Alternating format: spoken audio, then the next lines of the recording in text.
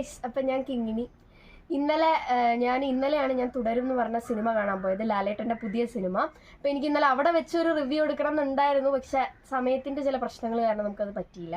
അപ്പം ഞാൻ വിചാരിച്ചു എന്നാൽ വീട്ടിൽ വന്നിട്ട് എടുക്കാമെന്ന്. ഇപ്പം ഞാൻ ഈ ഒരു സ്ഥലം തിരഞ്ഞെടുത്തതിന് വേറൊരു റീസണും കൂടി ഉണ്ട്. ഈ ഒരു സിനിമയിൽ കാട് എന്ന് പറയുന്നത് ഒരു പ്രധാനപ്പെട്ട ഒരു കഥാപാത്രം തന്നെയാണ് കാട് എന്ന് പറയുന്നത്. അപ്പം എനിക്കെന്തായാലും ഇപ്പോൾ കാട്ടിലൊന്നും പോകാൻ പറ്റാത്തതുകൊണ്ട് ഞാൻ വീടിൻ്റെ പുറകിൽ ഇറങ്ങി നിന്നിട്ട് ഇവിടെ വെച്ചെടുക്കാമെന്ന് വിചാരിച്ചിരിക്കുകയാണ്. അപ്പം നമുക്കിനി തുടരും എന്ന സിനിമയിൽ എന്തൊക്കെയാണ് എന്ന് നോക്കാം. ലാലേട്ടനെ നായകനാക്കി തരുൺ മൂർത്തി സംവിധാനം ചെയ്ത ചിത്രം തുടരും.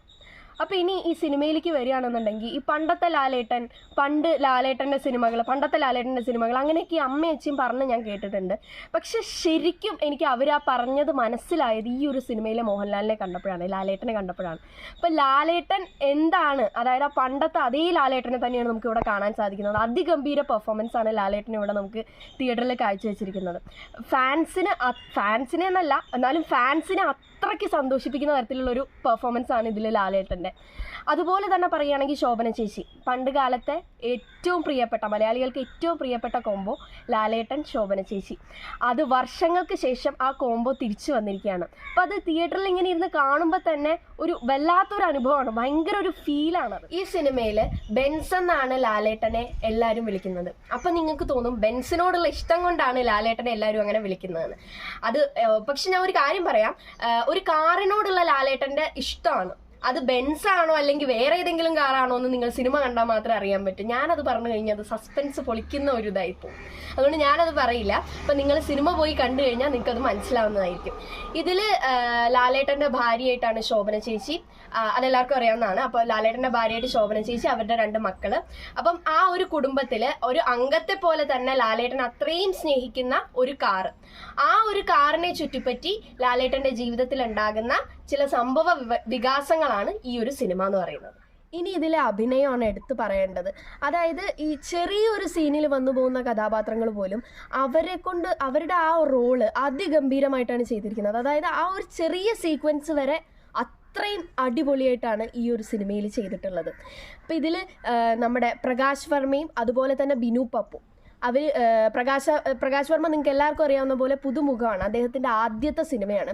അപ്പോൾ ലാലേട്ടനെ പോലെ ഒരു വലിയ ആക്ടറുടെ മുന്നിൽ അഭിനയിക്കുമ്പോൾ ലാലേട്ടൻ്റെ ഒപ്പത്തിനൊപ്പം പിടിച്ചു നിന്ന് അങ്ങനെ ആൾക്കാരെ പിടിച്ചു നിർത്തുന്ന ഒരു അഭിനയമാണ് പ്രകാശ് വർമ്മ കാഴ്ചവെക്കുന്നത്. അതുപോലെ തന്നെ പറയേണ്ടതാണ് ബിനു പപ്പുവിൻ്റെ അഭിനയവും. അപ്പോൾ രണ്ടുപേരും തകർത്ത് ലാലേട്ടൻ ഒപ്പത്തിനൊപ്പം അഭിനയിച്ചിരിക്കുകയാണ്. അതുപോലെ തന്നെ ഇതിനകത്ത് ലാലേട്ടൻ ജനലിൽ കൂടെ ചാടി വരുന്ന ഒരു സീനുണ്ട്. അപ്പോൾ ഈ ആക്ഷൻ സീനിൻ്റെ ഒരു കൂടാരം തന്നെയാണ് അവിടെ ഒരുക്കി വെച്ചിട്ടുള്ളത്. അപ്പോൾ അതൊക്കെ ഒരു വല്ലാത്ത നമുക്കൊരു എനർജിയും എല്ലാം നമുക്ക് കിട്ടും ആ ലാലേട്ടനെ ആ ഒരു ഇതിൽ കാണുമ്പോഴും എല്ലാം.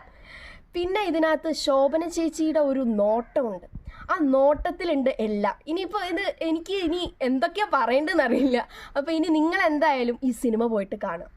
പിന്നെ ഇതിനകത്ത് എടുത്തു പറയേണ്ട വേറൊരു കാര്യം എന്ന് പറയുന്നത് സംവിധാനവും അതുപോലെ തന്നെ ബാക്ക്ഗ്രൗണ്ട് മ്യൂസിക്കുമാണ്. ജെയ്ക്സ് ബിജോയ് നമുക്ക് ആ സിനിമ ശരിക്കും നമ്മളെ കൊണ്ട് ഫീല് ചെയ്യിപ്പിച്ചിരിക്കുകയാണ്. അത്ര ഗംഭീരമായിട്ടുള്ള ബാക്ക്ഗ്രൗണ്ട് മ്യൂസിക്കാണ്.